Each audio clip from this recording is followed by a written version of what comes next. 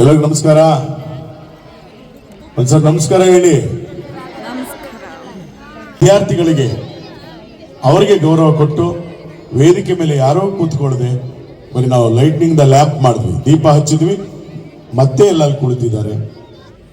ಒಂದು ರೀತಿಯಾದಂಥ ವೇದಿಕೆಗೆ ಅತ್ಯುತ್ತಮವಾಗಿ ಗೌರವ ಕೊಡುವಂಥ ಪದ್ಧತಿ ಇದು. ನಿಜವಾಗ್ಲೂ ವಿದ್ಯಾರ್ಥಿಗಳನ್ನ ಕೇಂದ್ರಿತವಾಗಿ ಇಟ್ಟುಕೊಂಡು ಮಾಡಿರುವಂಥದ್ದು. ನನಗೆ ಶಾಲೆ ಅಂದರೆ ಬಹಳ ಖುಷಿ ಆಗುತ್ತೆ. ಯಾಕಂದ್ರೆ ಇಲ್ಲಿ ಪ್ರಾಂಶುಪಾಲರಾಗಿದ್ದಾರೆ ನಮ್ಮ ಚನ್ಕೇಶವ್. ನಾವೆಲ್ಲ BEd ಕಾಲೇಜಲ್ಲಿ ಲೆಕ್ಚರರ್ ಆಗಿದ್ವಿ ಸುಮಾರು ಹೆಚ್ಚು ಕಡಿಮೆ 2003-04 ಇಂದ. ನಾನು 2014ರಲ್ಲಿ ಕೆಲಸ ಬಿಟ್ಟೆ, JSS BEd ಕಾಲೇಜ್ ಬೆಂಗಳೂರು. ನಾನು ಕೂಡ MSc ಮ್ಯಾಥಮೆಟಿಕ್ಸ್, MEd PhD ಆಗಿರುವಂಥ ವ್ಯಕ್ತಿನೇ. ಆದರೆ ನಮ್ಮ ವೃತ್ತಿ ನೋಡಿ, ಮಾಡಿದ್ದೇ ಒಂದು ವೃತ್ತಿ, ಬಂದದ್ದೇ ಒಂದು ವೃತ್ತಿ, ಹೆಸರು ತಂದದ್ದೇ ಒಂದು ವೃತ್ತಿ. ಇದೆಲ್ಲದರ ನಡುವೆ ಟಿವಿನಲ್ಲಿ ಕಾರ್ಯಕ್ರಮ ನೋಡಿರ್ತೀರಿ, ಸಿನಿಮಾ ನೋಡಿರ್ತೀರಿ, ಒಂದು 21 ದೇಶಗಳಲ್ಲಿ ಕಾರ್ಯಕ್ರಮ ಕೊಟ್ಟಿದ್ದೀವಿ.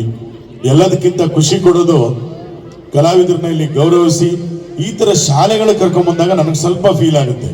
ಯಾಕಂದ್ರೆ ದಿನ ಬೆಳಿಗ್ಗೆ ಎದ್ದು ರಾಷ್ಟ್ರಗೀತೆ ಹಾಡಿ 4 ಗಂಟೆಗೆ ಮನೆಗೆ ಹೋಗಿ ಶನಿವಾರ ಭಾನುವಾರ ಎಂಜಾಯ್ ಮಾಡಿ, ಹಾಗೇನೆ ವೆಕೇಶನ್ಗಳು ಬರ್ತಾ ಇತ್ತು, ದಸರಾ ಹಾಲಿಡೇಸು, ಬೇಸಿಗೆ ರಜಾ. ಒಂಥರ ಚಂದದ ವೃತ್ತಿ ನಮ್ಮ ಶಿಕ್ಷಕರ ವೃತ್ತಿ.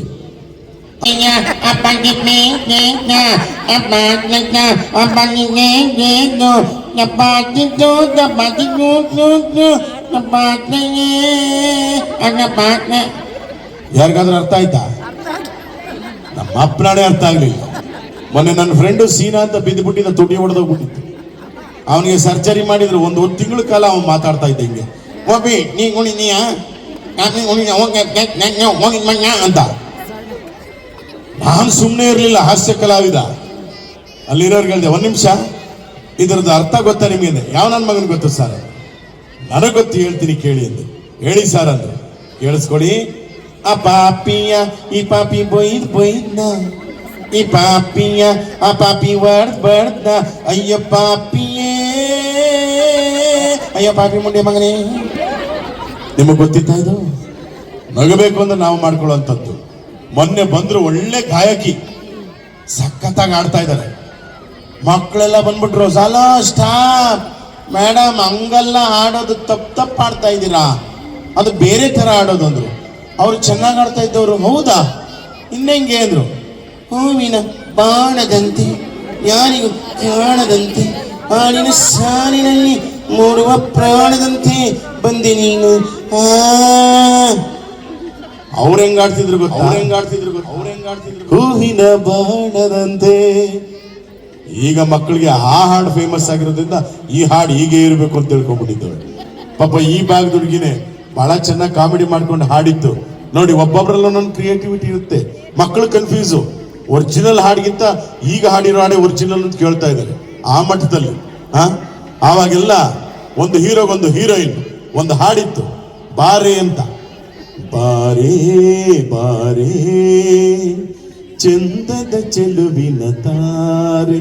ಮನಸ್ಸಿನಲ್ಲೂ ಹಾಗೆ ಇತ್ತು. ಒಬ್ಬ ಹುಡುಗನಿಗೆ ಒಂದೇ ಹುಡುಗಿ. ಈಗಿನಲ್ಲಿ ಒಬ್ಬ ಹುಡುಗನಿಗೆ 108 ಹೆಣ್ಣು ಮಕ್ಕಳು ಮನಸ್ಸಿನಲ್ಲಿ. ಯಾರಾದ್ರೂ ಒಬ್ರು ಕ್ಯಾಚ್ ಹಾಕೋಣ, ಒಬ್ಳಾದ್ರೂ ಸಿಗಲಿ ಅಂತ. ಹೆಣ್ಣು ಮಕ್ಕಳು ಸುಮ್ಮನೆ ಇರಲ್ಲ, ನಾವು ಒಂದಷ್ಟು ಜನ ಕ್ಯಾಚ್ ಹಾಕೋ ಕಣೆ, ಯಾರಾದ್ರೂ ಒಬ್ಬರು ಸಿಗ್ಲಿ. ಅದಕ್ಕೆ ನಮ್ಮ ಮ್ಯೂಸಿಕ್ ಡೈರೆಕ್ಟರ್ ಏನ್ ಮಾಡ್ತೇಳಿ, ಬಾರೇ ಸಾಂಗ್ ಅವಾಗ ಒಬ್ಬರಿಗೆ. ಈಗಿನ ಮನಸ್ಥಿತಿಗೆ 5-6 ಜನ ಇರ್ತಾರಲ್ಲ, ಅದಕ್ಕೆ ಸೇಮ್ ಬಾರೆ. ಯಾವ ಸಾಂಗ್ ಇರ್ಬೋದು? ಜಲ ಜಲ ಜಲ ಜಲಜಾಕ್ಷಿ, ಮೀನ ಮೀನ ಮೀನ ಮೀನಾಕ್ಷಿ, ಕಮ ಕಮ ಕಮ ಕಮಲಾಕ್ಷಿ, ಪಟ ಪಟ ಪಟ ಪಂಚರಂಗಿ ನವರಂಗಿ ಬಾರೆ, ಆಯ್ತಲ್ಲ ಕಡಿ ಬಾರೆ. ನೋಡಿ, ಎಲ್ಲೂ ಬಾರೆ ಇಲ್ಲೂ ಬಾರೆ. ಅಲ್ಲಿ ಒಬ್ಬರನ್ನ ಇಲ್ಲ 6 ಜನನ. ಏನ್ ಮಾಡಕ್ಕಾಗಲ್ಲ. ಡೈರೆಕ್ಟರ್ಗಳು, ಮ್ಯೂಸಿಕ್ ಡೈರೆಕ್ಟರ್ ಮನಸ್ಥಿತಿ ಅರ್ಥ ಮಾಡ್ಕೋಬೇಕು.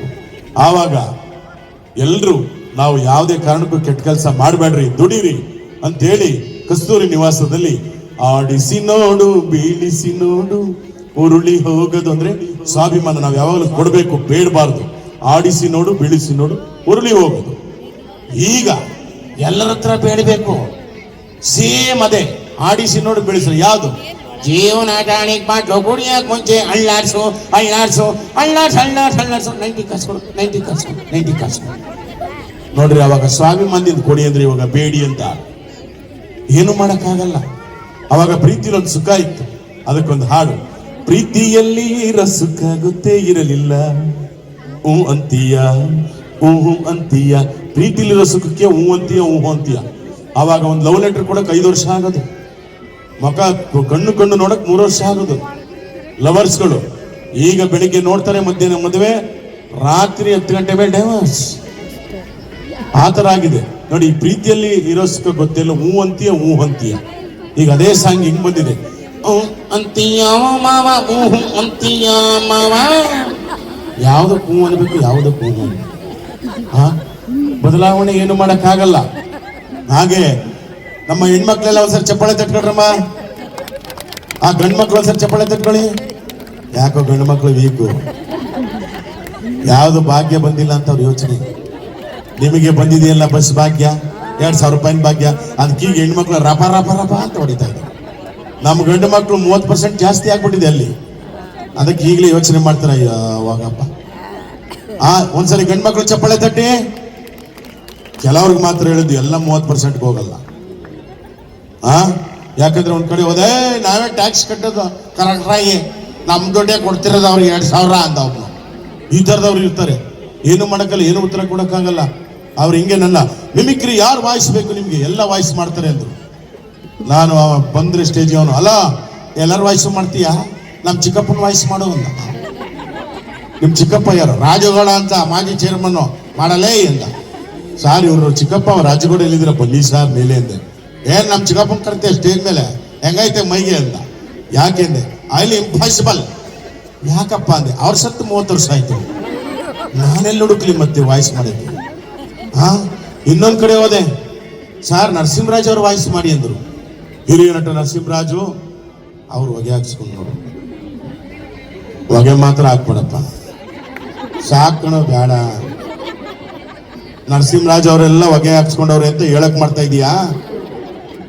ನಾವು ಹೊಗೆ ಹಾಕ್ಸ್ಕೊಂಡವ್ರೆ ಕನ್ನಡ ಚಿತ್ರರಂಗದಲ್ಲಿ ಬೇಸ್ ಆಗಿರೋದು. ಈಗ ಮನೆಯಾಗಿ ದೊಡ್ಡ ಬಿಲ್ಡಿಂಗ್ ಆಗಿದೆ, ಆದ್ರೆ ಕನ್ನಡ ಚಿತ್ರರಂಗಕ್ಕೆ ದೊಡ್ಡದಂತವ್ರು ಹಿರಿಯ ನಟರುಗಳು.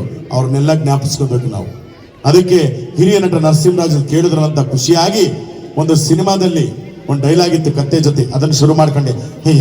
ಹೋದ ಜನ್ಮದಲ್ಲಿ ದೊಡ್ಡ ವಿದ್ವಾಂಸ ಆಗಿದ್ದಂತೆ, ಈ ಜನ್ಮದಲ್ಲಿ ಕತ್ತೆ ಆಗ್ಬಿಟ್ಟಿದ್ದಾನೆ, ಮಾತಾಡು ಮಾತಾಡು ಅಂದೆ. ಅಣ್ಣ ಯಾವ ನರಸಿಂಹರಾಜ್ ಅಣ್ಣ ಅಂದೆ. ಹಿರಿಯ ನಟ ನರಸಿಂಹರಾಜ್ ಅಂದೆ. ಅದು ಯಾರೋ ಗೊತ್ತಿಲ್ಲ ಕಾರಣ. ಮತ್ತೆ ಇನ್ಯಾವ ನರಸಿಂಹರಾಜ್ ಕೇಳ್ದಪ್ಪ ನೀನೊಂದೆ. ನರಸಿಂಹರಾಜ್ ಬಳ್ಳಾಪುರ. ಬಳ್ಳಾಪುರ ಹೆಂಗೆ ಅಂದ್ರೆ, ನೀವು ಕೇಳ್ತಿರಲ್ಲ ರೀಲ್ಸ್, ನಾನ್ ನಿಮ್ಮ ಅಭಿಮಾನಿ ಅಣ್ಣ, ನಾನ್ ನಿಮ್ಮ ಅಭಿಮಾನಿ ಅಣ್ಣ, ಹೆಣ್ಮಗು ಹೆಣ್ಮಗು ಅವ್ರ ಸ್ವಾಮಿ ತಮ್ದು ಬೆಳ್ತಂಗಡಿ ನೀರಿಲ್ದೆ ಕುಡಿದ್ಬಿಟ್ಟು ನೀವು ಈ ವಾಯ್ಸ್ ಮಾಡಬೇಕಿತ್ತಂತೆ. ಇನ್ನೊಂದ್ ಕಡೆ ಅದು ಚಿಕ್ಕ ಮಕ್ಳು, ಅಂಕಲ್ ಮಿಮಿಕ್ರಿ ಮಾಡ್ತೀರಾ, ಯಾವ ವಾಯ್ಸ್ ಬೇಕ್ರಮ್ಮ ಅಂದೆ. ಕಿಪಿ ಕೀರ್ತಿ ಮಾಡಿ ಅಂಕಲ್. ಕಿಪಿ ಕೀರ್ತಿ ಹೆಂಗೆ? ಬನ್ನಿ ಬನ್ನಿ ಜನರೇ, ಬನ್ನಿ ಬನ್ನಿ ಅನ್ಬೇಕಂತೆ. ಇನ್ಯಾವ್ಯಾವ ವಾಯ್ಸ್ ಕೇಳ್ತೀರಾ ಗೊತ್ತಿಲ್ಲ. ನೋಡಿ, ಅದಕ್ಕೆ ಹೆಣ್ಣು ಮಕ್ಳು ಯಾಕೆ ನೋಡಿ, ಹೆಣ್ಮಕ್ಳು ಚಪ್ಪಾಳೆ ತಟ್ಟಿ ಅಂದ್ರೆ ಹೆಣ್ಮಕ್ಳು ಸದಾ ನಗ್ತಾ ಇರ್ತಾರೆ. ಮೊನ್ನೆ ಒಂದು BP ಪೇಷಂಟ್ ಕಾರ್ಯಕ್ರಮಕ್ಕೆ ಹೋಗಿದ್ದೆ, ಬಂದವರೆಲ್ಲ ಗಂಡಸರು, ಎಲ್ಲರಿಗೂ 180, 200 BP.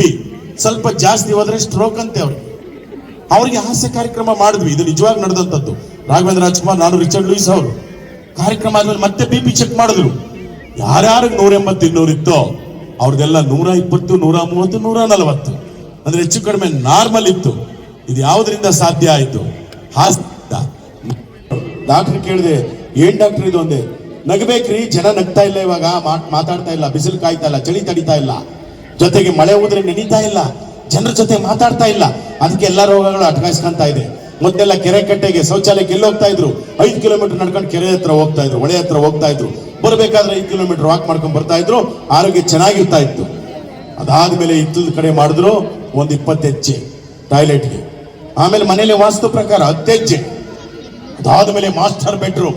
ಎಷ್ಟು ಒಂದು ಕಾಲ್ ಬಿಡ್ತಾರೆ, ಇಲ್ಲಿ ಟಾಯ್ಲೆಟ್ ತೆಗೆದುಬಿಟ್ಟು ಹಿಂಗ್ ಹೋಗಿ ಹಿಂಗ್ ಕೂತ್ಕೊಂಡು ಕೆಲಸ ಮುಗಿಸಿ ಮತ್ತೆ ಬೋಲ್ಟ್ ತೆಗೆದು 1 ಹೆಜ್ಜೆ ಇನ್ನು ಅರ್ಧ, ಆಮೇಲೆ ಲ್ಯಾಂಡಿಂಗು ಹಾಸ್ಟೆಲ್. ಇನ್ನು ನೆಕ್ಸ್ಟ್ ಹೆಂಗ್ ಬರ್ಬೋದು? ಮಂಚದ ಕೆಳಗೆ ಫಿಕ್ಸ್, ಕೈಗೆ ಒಂದು 4-5 ಆಕ್ಸಿಜನ್ ಹಾಕ್ತಾರೆ ನೋಡಿ, ಪಿ ಪಿ ಪಿ ಅಂತ ಸೌಂಡು. ಹಾಗೆಲ್ಲ ನೀವು ಕೇಳ್ದೆ ನೋಡಿ, ಇದೆ ಸರ್ ಮಂಚದ ಕೆಳಗಡೆ ಟಾಯ್ಲೆಟ್ ನೋಡಿ, ಈ ತರ ಓಪನ್ ಆಗುತ್ತೆ ನಿಮ್ಗೆ ಸೆನ್ಸ್ ಆದ ತಕ್ಷಣ. ಆಮೇಲೆ ಅದೇ ನೀರು ಹೊಡಿಯುತ್ತೆ, ಟವಲ್ ಇದೆ, ಎಲ್ಲ ಇದೆ, ಎಲ್ಲ ನೀಟ್ ಮಾಡಿ ನಿಮ್ಗೆ ಬಟ್ಟೆ ಹಾಕಿ ಕಳಿಸ್ಬಿಡುತ್ತೆ. ಸತ್ಯಾಣ ಬಿದ್ದಂಗೆ ಹಿಂಗೆ ಬಿದ್ದಿರ್ತಾರೆ ಎಲ್ಲ. ಏನೋಯ್ತು ಏನು ಬಂತು ಒಂದು ಗೊತ್ತಾಗಲ್ಲ. ಫ್ಯೂಚರ್ ಒಂದು ಕ್ಷಣ ಯೋಚನೆ ಮಾಡಿ. ICU ಪೇಷಂಟ್ಸ್ಗೂ ನಮಗೂ ಏನಾದ್ರು ವ್ಯತ್ಯಾಸ ಇದೆಯಾ? ಇಲ್ಲ. ಅದಕ್ಕೆ ಕೆಲಸ ಮಾಡಬೇಕಂತೆ. ಅವ್ರು ಹೇಳೋದು ಮನೇಲಿ ಶೌಚಾಲಯ ಇರಲಿ, ಡಾಕ್ಟರ್ ಹೇಳಿದ್ದು. ಆದ್ರೆ ಓಡಾಡ್ತಾ ಇದ್ರಲ್ಲ 5-10 ಕಿಲೋಮೀಟರ್ ಎಲ್ಲೋಯ್ತು ಅದು ಮಾಡ್ತಾ ಇಲ್ವಂತೆ, ಮಾಡ್ಬೇಕಂತೆ. ನೋಡಿ, ಅದಕ್ಕೆ ನಾವು ಪ್ರಕೃತಿಗೆ ಒಟ್ಕೋತಾ ಇಲ್ಲ. ಮನುಷ್ಯ ಒಂದು ಪ್ರಾಣಿ, ನಾಯಿನ ಒಂದು ಪ್ರಾಣಿ, ಬೆಕ್ಕು ಒಂದು ಪ್ರಾಣಿ, ಪ್ರಾಣಿ ಪಕ್ಷಿಗಳೆಲ್ಲ ಪ್ರಾಣಿಗಳು, ಪಕ್ಷಿಗಳು. ಆದ್ರೆ ಕೊರೋನಾ ಬಂದಾಗ ಮಾಸ್ಕ್ ಹಾಕೊಂಡಿದ್ದು ಯಾರು? ಮನುಷ್ಯ ಅನ್ನೋ ಪ್ರಾಣಿ ಒಬ್ಬ. ಇನ್ನು ಮಿಕ್ಕವು ನಿಮ್ಮ ಮನೆಯಲ್ಲಿರೋ ನಾಯಿ, ಬೆಕ್ಕು, ಇಲಿ, ಹಸು ಒಂದು ಮಾಸ್ಕ್ ಹಾಕೊಳ್ಳಿಲ್ಲ, ಸಾಯ್ಲೂ ಇಲ್ಲ. ಸತ್ತವ್ರು ಯಾರು? ಮನುಷ್ಯರು. ಯಾಕೆ? ಪ್ರಕೃತಿಗೆ ಒಟ್ಕೋತಾ ಇಲ್ಲ. ಒಂಚೂರು ಬಿಸಿಲು ಬಂದ್ರೆ ಮನೆಗೆ ಹೋಗ್ಬಿಡ್ತೀವಿ, AC ಹಾಕೊಂಡು ಕೂತು ಬಿಡ್ತೀವಿ. ಗಾಳಿ ಬೀಸಿದ್ರೆ ಮುಚ್ತೀವಿ, ಮಳೆ ಬಂದ್ರೆ ನೆನೆಯಲ್ಲ. ಬಿಸಿಲು ಕಂಡ್ಬಿಟ್ಟು ನೋಡಿದಂಗೆ ಪ್ರಶಸ್ತಿ ಕೊಡ್ಬೋದು. ಇದೆಲ್ಲ ನಾನು ಹೇಳ್ತಾ ಇಲ್ಲ, ಡಾಕ್ಟರ್ ಹೇಳುತ್ತೆ. ಅದಕ್ಕೆ ಅದನ್ನೆಲ್ಲ ಪ್ರಕೃತಿಗೆ ಮೈ ಒಟ್ಕೊಳ್ಳಿ. ನಾನು ಒಂದೇ ಒಂದು ಪ್ರಶ್ನೆ ಕೇಳಿದೆ ಡಾಕ್ಟರ್ಗೆ, ಡಾಕ್ಟ್ರೇ ಇವತ್ತು BP ಪೇಷಂಟ್ಸ್ ಅಂತ ಬರೀ ಗಂಡಸರೇ ಬಂದವರಲ್ಲ, ಹೆಂಗಸರು ಯಾಕೆ ಬಂದಿಲ್ಲ ಅಂದ್ರೆ, ಹೆಂಗಸರು ಯಾಕ್ರಿ ಬರ್ತಾರೆ? ಬೆಳಿಗ್ಗೆ ಮನೆಯಲ್ಲಿ ಬೆಳಿಗ್ಗೆ ಅರ್ಲಿ ಆಗಿ ಹೇಳೋದವರು, ಕಸ ಗುಡಿಸೋದವರು, ರಂಗೋಲಿ ಹಾಕೋದವರು, ತಿಂಡಿ ಮಾಡೋದು, ಕಾಫಿ, ಲೆಸ್ಸು ಪ್ಲೆಸ್ಸು, ಮನೆಯವ್ರ ತಿಂಡಿ, ವರ್ಕಿಂಗ್ ವುಮೆನ್ ಆಗಿದ್ರು ಅಡುಗೆ ಮಾಡಿ ಮಧ್ಯಾಹ್ನದವರೆಗೆ ತಾವು ಹಾಕೊಂಡು ಎಲ್ಲ ಹೋಗ್ತಾರೆ. ಇಷ್ಟೆಲ್ಲ ಕೆಲಸಗಳು ಮಾಡುವಂತ ಹೆಣ್ಮಕ್ಳಿಗೊಂದು ಚಪ್ಪಾಳೆ ತಟ್ರಪ್ಪ ನಿಮ್ಮ ತಾಯಂದ್ರಿಗೆ. ಎಷ್ಟು ಕೆಲಸ ಮಾಡ್ತಾರೆ ನೋಡ್ರಿ. ಅದಕ್ಕೆ ಅವರಿಗೆ ಹೆಣ್ಮಕ್ಳಿಗೆ ಬಹು ಬೇಗ BP, ಶುಗರ್, ಹಾರ್ಟ್ ಅಟ್ಯಾಕ್ ಬರಲ್ವಂತೆ ಹೆಣ್ಮಕ್ಳಿಗೆ. ಇನ್ನೂ ಒಂದ್ಸಲ ಜೋರಾಗಿ ತಟ್ಕೊಂಡ್ಬಿಟ್ಟಿದ್ವಿ. ನಾನ್ ಡಾಕ್ಟರ್ ಕೇಳಿದೆ, ಹಾಗಾದ್ರೆ ಗಂಡಸರು ಅಂದೆ. ಗಂಡಸರು ಗೊತ್ತಲ್ಲ ಗೋಪಿ ಅವರೇ, ಬೆಳಿಗ್ಗೆ ಎದ್ದು ಬಾಯಿ ತೊಳೆಯಲ್ಲ 9 ಟೀ ಕುಡಿತವೆ. ರಾತ್ರಿ ಆದ್ರೆ ಕೆಲವರು ಆ ಕಡೆ ಹೋಗಿ 90 ಹೊಡಿತವೆ. ಅದರ ಜೊತೆ ಕಬಾಬು, ಕರಾಬು, ಮಿಕ್ಸರ್ ತಿಂದು ಕೊಲೆಸ್ಟ್ರಾಲ್ ಜಾಸ್ತಿ ಆಗಿ ಇತ್ತೀಚಿನ ದಿನಗಳಲ್ಲಿ ಗಂಡಸರು 25-30 ವರ್ಷಕ್ಕೆ ನಿಗರ್ಕಂತವ್ರೆ ಎಂದ್ರು. ಆಗ ನನಗೆ ಜ್ಞಾಪಕ ಬಂತು ಫ್ಲೆಕ್ಸ್. ಯಾವ ಫ್ಲೆಕ್ಸ್? ಅದು ಯಾರು ಮಾಡಿದ್ರೆ ಗೊತ್ತಿಲ್ಲ, ಶ್ರದ್ಧಾಂಜಲಿ ಫ್ಲೆಕ್ಸ್ಗಳು. ಏನ್ ಚೈನ್ ಹಾಕೊಂಡು ಕಾರ್ ಮೇಲೆ ಹಿಂಗ್ ಕೂತಿರ್ತಾನೆ. ರಂಗಧಾಮ 38 ವರ್ಷ, ಮತ್ತೆ ಹುಟ್ಟಿ ಬಾಗಳೆಯ ಲೋ ಏನಾಗಿತ್ತು ಅವ್ನಿಗೆ? Heart attack. ಆ ಕಡೆಯಿಂದ ಸುರೇಶ್ 28 ವರ್ಷ, ಮತ್ತೆ ಹುಟ್ಟಿ ಬಾಗಳೆಯ ಕುದುರೆ ಮೇಲೆ ಕೂತಿರ್ತಾನ. ಇನ್ನೊಬ್ಬ ಪಾಪ ಏನ್ ಗ್ಲಾಸ್ ಹಾಕೊಂಡು ಹಿಂಗ್ ನೋಡ್ತಾ ಇದ್ದಾನೆ, ಸಂದೀಪ 43 ವರ್ಷ, ಮತ್ತೆ ಹುಟ್ಟಿ ಬಾಗಳೆಯ. ಎಲ್ಲ ಬರೀ ಗಂಡಸರದೇ ಶ್ರದ್ಧಾಂಜಲಿ ಪೋಸ್ಟ್. ಈಗಲೇ ನಮ್ಮ ಪುಟ್ಟೇಗೌಡರಿಗೆ ಹೇಳಿ 1 ಲಕ್ಷ ರೂಪಾಯಿ ಬಹುಮಾನ ಕೊಡಿಸ್ಬಿಡ್ತೀನಿ. ಇಡೀ ಶ್ರೀರಂಗಪಟ್ಟಣ ಅಲ್ಲ, ಮೈಸೂರು, ಮಂಡ್ಯ ಎಲ್ಲ ಹೋಗಿ ಹುಡ್ಕೊಂಡ್ ಬನ್ನಿ. ಒಂದಾದ್ರೂ ಹೆಣ್ಣು ಮಕ್ಕಳದು ಶ್ರದ್ಧಾಂಜಲಿ ಪೋಸ್ಟ್ರು ಮತ್ತೆ ಹುಟ್ಟಿ ಬಾ ಗೆಳತಿ ಅಂತಿದೀಯಾ? ಹುಡುಕಿದ್ರು ಒಂದು ಸಿಗಲ್ಲ. 1 ಲಕ್ಷ ರೂಪಾಯಿ ಬೇಡ, ಬರೀ 20 ರೂಪಾಯಿ ಕೊಟ್ಟರೆ 4 ಬೋರ್ಡ್ ಸಿಗ್ತವೆ ಇಲ್ಲಿ ನಿಮ್ಗೆ ಗಂಡಸರದು. ಅದಕ್ಕೆ ಹೆಣ್ಮಕ್ಳ ಸ್ಟ್ರಾಂಗ್ ಗುರು ಅಂತ ಒಂದು ಚಪ್ಪಾಳೆ ತಟ್ರಪ್ಪ. ನಾವೆಲ್ಲ ಇವತ್ತು ಚೆನ್ನಾಗಿದ್ದೀವಿ ಅನ್ನೋದಕ್ಕೆ ಕಾರಣ, ಒಂದು ತಾಯಿ ತನ್ನ ಹೊಟ್ಟೆನಲ್ಲಿ 9 ತಿಂಗಳು ನಮ್ಮನ್ನ ಇಟ್ಕೊಂಡು ಭೂಮಿಗೆ ತಂದಿದ್ದಾಳೆ. ಆ ಋಣ ಯಾರು ತೀರ್ಸಕ್ಕಾಗಲ್ಲ. ಎಲ್ಲಿ ಹೆಣ್ಮಕ್ಳು ಗೌರವ ಕೊಡ್ತೀರೋ ಅಲ್ಲಿ ನಿಜವಾಗ್ಲೂ ನಿಮ್ಮ ಕೆಲಸ ಶ್ರೇಯಸ್ಸಾಗುತ್ತೆ. ಒಂದು 4-5 ಧ್ವನಿಗಳನ್ನ ಮಾಡ್ತೇನೆ. ಒಂದು ಹಾಸ್ಯ ಲೇಪನ ಕೊಟ್ಟಿದ್ದೆ ಮೊನ್ನೆ ನಾನು. ಈ ಹಾಡುಗಳು ನೋಡಿ ಕೆಲವೊಂದು. ಪಕ್ಕದ ಮನೆ ತುಂಟ ಆಂಟಿ ಕರ್ಕೊಂಡು ಒಂಟ, ಅಂಕಲ್ ಸ್ಥಿತಿ ಏನಾಗಿದೆ, ಬಂದ್ಬಿಡೆ ಚಿನ್ನಿ ಬಂಗಾರ, ಬಂದ್ಬಿಡೆ. ಅದೇ ದೊಡ್ಡ ನ್ಯೂಸ್. 1 ವಾರ ಆದ್ರೂ ನಿಲ್ತಿಲ್ಲ, 2ನೇ ವಾರಕ್ಕೆ ಅವರೇ ಪ್ರಮೋಷನ್ ಹೋಗ್ತಾವ. ಈ ತರ ಇದು ಬೇಕಾಗಿತ್ತ? ಚಂದನ ಟಿವಿ ನೋಡು. ವೈದ್ಯಕೀಯ ಸೇವೆ, ಜನಪದ, ರಂಗಭೂಮಿ, ಸರ್ವಧರ್ಮ ಸಮಾನತೆ, ಮಳೆ ಬೆಳೆ, ರೈತರ ಪಾಡು, ಸಾಹಿತ್ಯ ಎಲ್ಲ ತೋರಿಸುತ್ತೆ. ಅದ್ರ ನೋಡೋದೇ ಇಲ್ಲ ಯಾರು ಅದನ್ನ. ಬರೀ ಇಂಥವೇ, ಇಂಥದೊಂದು ನ್ಯೂಸ್ ನಾನು ಮಾಡ್ತಾ ಇದ್ದೀನಿ. ಬನ್ನಿ ಸ್ನೇಹಿತರೆ, ಒಂದು ಹಾಡು ಫೇಮಸ್ ಆಗಿದೆ. ಯಾವುದು? ಓ ನಲ್ಲ ನೀನಲ್ಲ, ಕರಿಮಣಿ ಮಾಲೀಕ ನೀನಲ್ಲ. ಮತ್ಯಾರು ಗೊತ್ತಿಲ್ಲ. ಬನ್ನಿ ಸ್ನೇಹಿತರೆ, ಈಗ ಕರಿಮಣಿ ಮಾಲೀಕರ ಹುಡುಕಾಟದಲ್ಲಿದ್ದೇವೆ. ಇಲ್ಲಿ ನಮ್ಮ HD ಕುಮಾರಸ್ವಾಮಿ ಅವರು, ಮಾಜಿ ಮುಖ್ಯಮಂತ್ರಿಗಳು, ಅಲ್ಲಿ ಕೇಂದ್ರ ಸಚಿವರು ಹೋಗ್ತಾ ಇದ್ದಾರೆ. ಅಣ್ಣ ಬನ್ನಿ, ಇತ್ತೀಚೆಗೆ ಎಲ್ಲ ಕರಿಮಣಿ ಮಾಲೀಕ ಯಾರು ಅಂತ ಹುಡುಕ್ತಾ ಇದ್ದಾರೆ. ಏನ್ ಹೇಳ್ತೀರಾ? HD ಕುಮಾರಸ್ವಾಮಿ ಅವರು ಅದಕ್ಕೆ ಹೆಂಗ್ ಮಾತನಾಡ್ತಾರೆ? ನಾವು ಒಂಚೂರು ಹಾಸ್ಯ ಕಲಾವಿದರಂಗಿದ್ರಿಂದ ಅವ್ರ ವಾಯ್ಸ್ ಹಾಗೆ ಮಾಡೋದಕ್ಕಿಂತ ಒಂದು ಹಾಸ್ಯ ಲೇಪನ ಕೊಟ್ಟು ಮಾತಾಡ್ತೀವಿ, ಅನ್ಯತಾ ಭಾವಿಸಬಾರ್ದು ಅಂತ ಹೇಳ್ತಾ ಕುಮಾರಣ್ಣ ಅವರು, ನೋಡಿ ಬ್ರದರ್, ಇತ್ತೀಚಿನ ದಿನಗಳಲ್ಲಿ ಈ ಕರಿಮಣಿ ಮಾಲೀಕ ಯಾರು ಅನ್ನೋದು ಯಕ್ಷ ಪ್ರಶ್ನೆ. ಇವತ್ತು ನಮ್ಮ ಸರ್ಕಾರ ರಾಜ್ಯದಲ್ಲಿ ಇಲ್ಲ, ಆದ್ರಿಂದ ನಾವು ಹುಡುಕೋದಿಲ್ಲ. ಆದ್ರೂ ಒಂದು ಮಾತು ಹೇಳ್ತೀನಿ, ಕೇಳಿಸ್ಕೊಳ್ಳಿ. ಈ ಗಂಡಸರು ಅಕ್ರಮ ಸಕ್ರಮವಾಗಿ ಕರಿಮಣಿಗಳ ಸಹವಾಸ ಮಾಡಬೇಡಿ. ಅದರಿಂದ ಏನೆಲ್ಲ ಅನಾಹುತ ಆಗಿದೆ ಅಂತ ನಿಮಗೆ ಚೆನ್ನಾಗಿ ಗೊತ್ತು. ಆದ್ರಿಂದ ಇದಕ್ಕೂ ನನಗೂ ಸಂಬಂಧ ಇಲ್ಲ ಬ್ರದರ್. ಅಲ್ಲಿ ಸಿದ್ದರಾಮಯ್ಯನವ್ರು ಬರ್ತಾರೆ, ಅವ್ರನ್ನೇ ಕೇಳ್ಬಿಡಿ, ಬರ್ತೀನಿ, ನಮಸ್ಕಾರ ಹೋಗಿ ಚಪ್ಪಾಳೆ ತಟ್ಟಬಹುದು, ಖುಷಿ ಆದ್ರೆ. ಈಗ ಮೈಕ್ ತಗೊಂಡು ಸಿದ್ದರಾಮಯ್ಯನವ್ರ ಹತ್ರ ಹೋದ್ರು, ಸಾರ್ ಕರಿಮಣಿ ಮಾಲೀಕ ಯಾರಂತ ಹುಡುಕಾಟದಲ್ಲಿದ್ದೀವಿ, ನಿಮ್ಗೇನಾದ್ರು ಗೊತ್ತಾ? ಸಿದ್ದರಾಮಯ್ಯನವ್ರು ಹೆಂಗ್ ಮಾತಾಡಿದ್ರು ನೋಡಿ. ಏಯ್ ಒಡೆರಿ ಕಪಾಲ್ಕ ಅವನಿಗೆ ಗೈಡ್ ಸಾಚಗ ಅವನ್ನ ಏನೇ ನಿನ್ ಪ್ರಶ್ನೆ? ಕರಿಮಣಿ ಮಾಲೀಕ ಯಾರು? ನಿನಗೆ ಮದುವೆ ಆಗಿಲ್ವೇನಪ್ಪ? ಹಾಗಾದ್ರೆ ನೀನೇ ಕರಿಮಣಿ ಮಾಲೀಕ. ಯಾವನ ಹೌದವಲಿ ಅವನು ಕಳ್ಸಾಚಗ ಅವನ್ನ ಹೊಡೆದುಬಿಟ್ಟು ಬಂದಿದೆ ಎಂಬುದೇವಿ. ನಿಂಗರಾಜು, ನಿಂದೇನಪ್ಪ ಸಮಸ್ಯೆ? ಧರ್ಮಸ್ಥಳಕ್ಕೆ ಹೋದಾನೆ ಅಂತ ಬಂದೇ ಇಲ್ಲ ಸರ್. ನೀವು ಫ್ರೀ ಬಸ್ ಮಾಡ್ಬಿಟ್ಟು ನಮ್ಮ ಹೆಂಗಸರು ಮನೆಗೆ ಇರ್ತಾ ಇಲ್ಲ, ಎಲ್ಲ ಬಸ್ಸತ್ಕ ಒಯ್ತಾವ್ರೆ. ಸುಮ್ಮನೆ ನಮ್ಮ ಗಂಡಸರಿಗೆ ಅಡಿಗೆನೇ ಮಾಡ್ಕೊಡ್ತಾ ಇಲ್ಲ. ಏನ್ ಮಾಡೋದು ಊಟಕ್ಕೆ? ಇಂದಿರಾ ಕ್ಯಾಂಟೀನ್ ಮಾಡಿಲ್ವೇನೆ? ಹೋಗ 5 ರೂಪಾಯಿ ಕೊಟ್ಬಿಟ್ಟು ಊಟ ಮಾಡು. ಪಾಪ ಹೆಂಗಸ್ ಎಲ್ಲಿಗಿರಿ ಹೋಯ್ತಾರೆ, ದೇವಸ್ಥಾನಕ್ಕೆ ಹೋಯ್ತಾರೆ, ತವ್ರ ಮನೆಗೆ ಸತಿ ಹೋಯ್ತಾರೆ. ಈ ಗಂಡಸರಿಗೆ ಏನಾದ್ರು ಫ್ರೀ ಬಸ್ ಮಾಡಿದ್ರೆ ಎಲ್ಲ ಗೋವಾಕ್ ಹೋಗ್ಬಿಡೋರು. ಅದಕ್ಕೆ ನಾವು ಗಂಡಸರಿಗೆ ಮಾಡಿಲ್ಲ. 2,000 ರೂಪಾಯಿ ಹೆಂಗಸರಿಗೆ, ಗಂಡಸರಿಗೆ ಮಾಡಿದ್ರೆ ಒಂದಿನಕ್ಕೆ ಫುಲ್ ಬಾಟ್ಲ್ ಹಾಕೋಬಿಡೋರು. ಒಂದು ಧ್ವನಿ ರೆಬಲ್ ಸ್ಟಾರ್ ಅಂಬರೀಶ್. ಹೇಳ್ರಪ್ಪ. ಇಲ್ಲ, ಚಾನ್ಸೇ ಇಲ್ಲ, ನಾವೇ. ಅದಕ್ಕೆ ಹೇಳೋದು, ವಿದ್ಯೆ ಅನ್ನೋದು ವಿನಯನ ಕಲಿಸುತ್ತೆ, ಜೊತೆಗೆ ನಮ್ಮ ಸಂಸ್ಕಾರನೂ ಮಾಡುತ್ತೆ. ಆದ್ರಿಂದ ಇಂಥ ಒಂದು ಶಾಲೆನಲ್ಲಿ ಓದ್ತಾ ಇರೋ ನೀವೆಲ್ಲ ಪುಣ್ಯವಂತರು. ಯಾಕಂದ್ರೆ ಒಳ್ಳೆ ಟ್ರಸ್ಟಿ, ಒಳ್ಳೆ ಸಂಸ್ಥೆ, ಬಹಳ ಸಂತೋಷ. ಯಾವನ ಸಡನ್ ಮಾತಾಡೋನು, ಅವನು ಹೇಳ್ತಾನೆ ಅಣ್ಣ ಪಾರ್ಟಿ ಅಂತ. No party, only tea party. ಕುಡಿದು ಲಿವರ್ ಔಟ್, ಆಮೇಲೆ ಎಂಟ್ರು ಮನೇಲಿರೋದೇ ಡೌಟ್. ಹುಷಾರ್. ಎಲ್ಲರಿಗೂ ನಮಸ್ಕಾರ, ಬರ್ತೀನಿ. ಹಾಗೆ ನಮ್ಮ ಅಭಿನಯ ಭಾರ್ಗವ ಸಾಹಸ ಸಿಂಹ ಡಾಕ್ಟರ್ ವಿಷ್ಣುವರ್ಧನ್, ನಮ್ಮ ವಿಷ್ಣುದಾದ ಅವರ ಸಿನಿಮಾದ ಒಂದು ಧ್ವನಿ. ನೀನು ಮಂತ್ರಿ ಆದ್ರೆ ನಾನು ರಾಜ, ನಮ್ಮಿಂದ ನೀವು, ನಿಮ್ಮಿಂದ ನಾವಲ್ಲ. ಸೊಕ್ಕಿನ ಮಗನೇ, ನಿಮ್ಮಂತ ರಾಜಕಾರಣಿಗಳಿಗೆ 5 ವರ್ಷ ಅಷ್ಟೇ ಕಂಡ್ಲ ಕುರ್ಚಿ. ನಾವು ರೈತರ ಮಕ್ಕಳು ಸಾಯೋ ತನಕ ನಾವು ರಾಜರೇಯ. ಈ ಕೈ ಕನ್ನಡಿಗರ ಆಸ್ತಿ, 5 ಬೆರಳಲ್ಲಿರೋದು 5 ಕೋಟಿ ಕನ್ನಡಿಗರ ಶಕ್ತಿ. ಮುಸ್ತಿ ಮಾಡಿ ಹೊಡೆದ್ರೆ ಎದುರಾಡಿ ಎದ್ದು ಬಂದದ್ದು ಚರಿತ್ರೆ ಇಲ್ಲ. ಇದೆಲ್ಲ ನಮ್ಮ ಸಿನಿಮಾ ಹೀರೋ ಡೈಲಾಗ್. ನಿಮ್ಮನ್ನ ಯಾರಾದ್ರೂ ನಿಮ್ಮ ಹೀರೋ ಯಾರು ಅಂತ ಕೇಳಿದ್ರೆ ಎದೆ ತಟ್ಕೊಂಡು ಹೇಳಿ, ಸಿನಿಮಾದವ್ರನ್ನಲ್ಲ. ನಿಮ್ಗೆ ಜನ್ಮ ಕೊಟ್ಟಂತ ತಂದೆ ತಾಯಿಗಳೇ ನಿಮ್ಮ ನಿಜವಾದ ಹೀರೋಯಿನ್. ಚಪ್ಪಾಳೆ ತಟ್ಟಿದ್ರೆ ಅವ್ರಿಗೆ ಹೌಲ. ಹಾಗೆ ನಮ್ಮ ನಿಮ್ಮೆಲ್ಲರ ನೆಚ್ಚಿನ ಕರಾಟೆ ಕಿಂಗ್ ಶಂಕರ್ ನಾಗ್ ಅವರ ಒಂದು ಧ್ವನಿ. ಕೇಳದೆ ನಿಮಗೀಗ ಕಾಂಚನ ಕೋಪವೇ ಗೀತಾಂಜಲಿ ಸಂತೋಷಕ್ಕೆ. ಎಲ್ಲ ನಮಸ್ಕಾರ.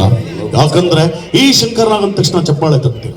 ಯಾಕಂದ್ರೆ 35 ವರ್ಷ ಆಗಿ ನಿಮ್ಮನ್ನ ಬಿಟ್ಟು ನಾನು ಹೋಗಿ 35 ವರ್ಷ ಆಗಿದೆ. ಇವತ್ತಿಗೂ ಶಂಕರಣ್ಣ ಅಂದ್ರೆ ಚಪ್ಪಾಳೆ ತಟ್ತೀರ ಅಂದ್ಮೇಲೆ ನಮ್ಮ ಕನ್ನಡ ಚಿತ್ರರಂಗದ ಅಭಿಮಾನಿಗಳು ನಿಜವಾಗ್ಲೂ ಅಣ್ಣವ್ರು ಹೇಳಿದಂಗೆ ದೇವರುಗಳು.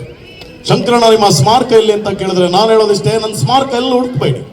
ನೀವು ಆಟೋ ಹೊತ್ತಬೇಕಾದ್ರೆ ನನ್ನ ಪ್ರೀತಿ ಆಟೋ ಚಾಲಕರು ಆಟೋ ಹಿಂದೆ ಮುಂದೆ ನನ್ನ ಫೋಟೋ ಹಾಕಿರ್ತಾರಲ್ಲ, ಅದಕ್ಕಿಂತ ದೊಡ್ಡ ಸ್ಮಾರಕ ಈ ಶಂಕರ್ನಾಗೆ ಬೇಡ ಅಂತ ಹೇಳ್ತಾರೆ. ಅವ್ರು ಮಾತ್ರ ಮುಕ್ತಾಯ ಮಾಡ್ತಾ ಇದ್ರಿ. ಎಲ್ಲ ನಮಸ್ಕಾರ, ಥ್ಯಾಂಕ್ ಯು. ಬರಲ್ಲ. ಹಾಗೆ ನಮ್ಮ ವರ್ಣಟ ಪದ್ಮಭೂಷಣ ಗಾನ ಗಂಧರ್ವಸಿಕರ ರಾಜ ಡಾಕ್ಟರ್ ರಾಜ್ಕುಮಾರ್. ಹುಟ್ಟಿದರೆ ಕನ್ನಡ ನಾಡಲ್ಲಿ ಹುಟ್ಟಬೇಕು. ಅಭಿಮಾನಿ ದೇವರುಗಳೇ ಅಂತ ನಿಮಗೆ ಹೇಳಿದೆ.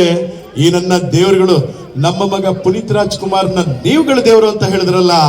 ಇಲ್ಲ, ನಾವ್ಯಾರು ದೇವರಲ್ಲ, ಮನುಷ್ಯರು ಅಷ್ಟೇ.